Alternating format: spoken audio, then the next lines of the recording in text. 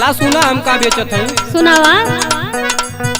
चोली लेला गोरी, चोली लेला गोरी, चोलिया बड़ी बाई झकास। चोली लेला गोरी चोलिया बड़ी बाई झकास। चोली लेला गोरी चोलिया बड़ी बाई झकास।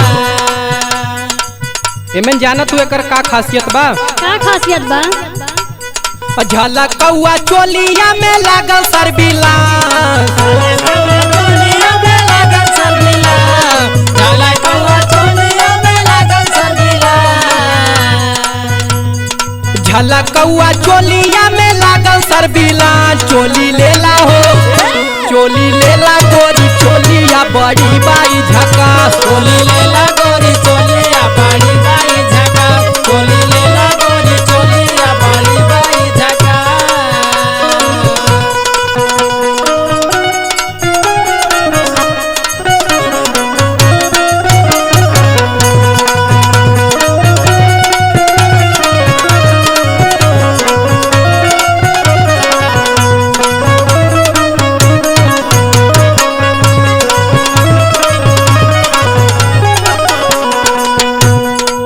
और का तोहरे चोली में खासियत बा? हमरे चोली में और का खासियत वाला सुना। सुनावा। जहाँ जहाँ जैबू गोरी एरिया बताई हो, चाहे बम्बे घूमा गोरी चाहे मदुराई हो। चाहे बम्बे घूमा गोरी चाहे मदुराई हो। चाहे बम्बे घूमा गोरी चाहे मदुराई हो। जहाँ जहाँ जैबू गोरी एरिया बताई हो, चाहे बम्बे घूमा गोरी चाहे मदुराई हो। चाहे बम्बे घूमा चाहे घूमा मदुराई हो। चाहे बम्बे घूमा चाहे चाहे मदुराई हो। डोंट माइंड होके घूमा गोरिया बिंदास। डोंट माइंड होके घूमा गोरिया बिंदास। चोली लेला हो, चोली लेला हो, चोलिया बड़ी बाई झकास। चोली लेला हो चोलिया बड़ी बाई झकास। चोली लेला हो चोलिया बड़ी बाई झकास।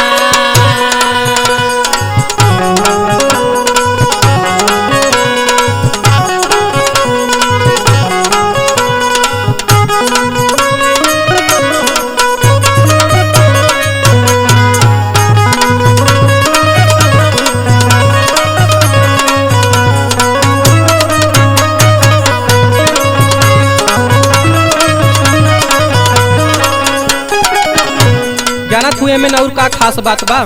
बतावा। तोहे रास्ता पैड़ा जैले में कोनो परेशानी ना होई। जवन दिशा जैबू गोरी दिशावा बताई हो, चोलिया पहिन जैबू सब के लो भाई हो।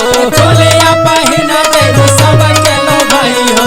चोलिया पहिन जैबू सब के लो भाई हो। जवन दिशा जैबू गोरी दिशावा बताई हो, चोलिया पहिन जैबू सब के लो भाई हो। चोलिया पहिन जैबू सब के लो भाई हो। चोलिया पहिन जैबू सब के लो भाई हो। झलकौआ चोलिया में लागल कंपास। झलकौआ चोलिया में लागल कंपास। चोली लेला हो, चोली लेला गोरी, चोलिया बड़ी बाई झकास। चोली लेला हो चोलिया बड़ी बाई झकास। चोली लेला हो चोलिया बड़ी बाई झकास।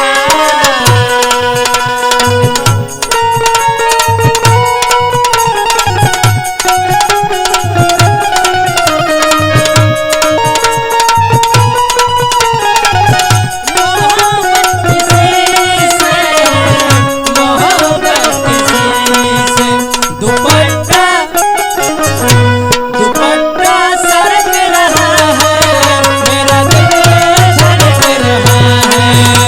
दुपट्टा सरक रहा है, मेरा दिल धड़क रहा है। चोली लेना हो चोलिया बड़ी बड़ी झकास। चोली लेना हो चोलिया बड़ी बड़ी झकास। और हमारे चोली का खासियत बा? बतावा। चोलिया पहिन गोरी लगबू तू नूर हो। अखिल सुबास तो के मिलिए कोही नूर हो। अखिल सुबास तो है मिले कोई नूर हो। अखिल सुबास तो है मिले कोई नूर हो। चोलिया पहिन के गोरी लगबू तू नूर हो। अखिल अखिलेश सुभाष तो के मिली है कोई नूर हो। अखिलेश सुभाष तो है मिले कोई नूर हो, अखिलेश सुभाष तो है मिले कोई नूर हो। चोली नाही लेबू गोरिया तो हो जाई उदास, चोली नाही लेबू गोरिया तो हो जाई उदास। चोली लेला हो, चोली लेला हो, चोलिया बड़ी बाई